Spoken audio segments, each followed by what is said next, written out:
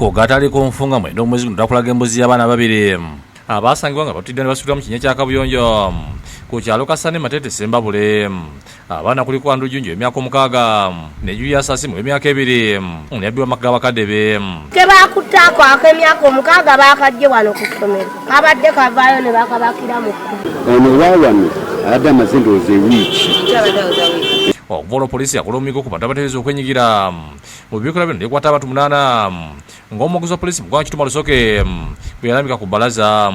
Era be tulina mu kaduukulu abatuyambako mu kunoonyereza n'enfa y'abaana abo ababiri. Olwaliro abakwata 8 okulyasa Nalukoola Mutebi Isaac Asifa Nakuya tumwebaza Eric Sebunya Muhammad Kasaka Peter Musajja Ahmed n'abalala basimbiddwa maaso g'omulamuzi Wedda Lisooka Matete Wananda Richard babasomedde emisango guli ogw'okutta okuwamba okutiisatiisa okuyambako okutta emirala era bwamaliza okugibasomera tabakkiriza kubaako kye boogera. Omuwa bwa gavumenti Nyankake Pulisiri ategeeza okulonyiza bukyagenda mu maaso bw'ati bano omulamuzi abasirika kwa limanda okutuusa nga 6 omwezi guno. Abazadde n'ab'enganda z'abagizi bategeeza nga beetaaga obwenkanya. Tusaasire abantu abo baleme kweyimirira kuba bagenda obulamu bwaffe buli mu matigga. Essaawa ya leero abantu baabwe batutiisatiisa.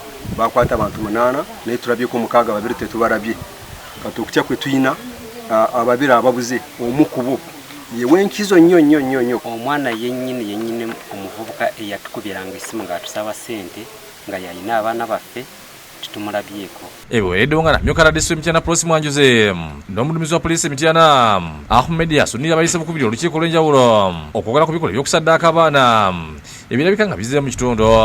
Mityana ye disitulikiti gy'endabye erimu abasawo abangi. Si kibi bwe muba nti mukola emirimu nga mugikola nga we girina ottambula. Naye ate abamu tubikola ku luyi tufuula nnenge.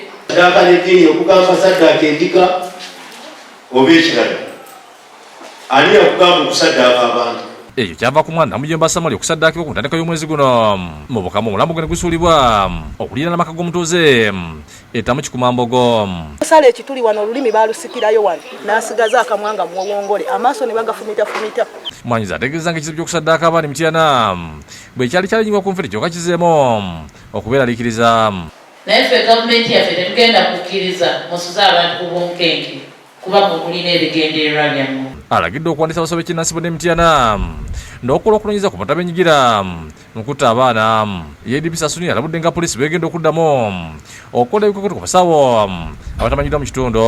Nti webeewandiisa waba bakoze registration nga mubawadde ezo ofiisi zaabwe zikume ku listi. Oli ayagala okutwegattako ekkubo gule twamukuliddewo n'ekkubo ffe tetulina ntalo wabula kwe tugoba tumumanyi. Nowa Kintu ne Lukakajire bakusakidde eggulu eno lwa Bukedde TV.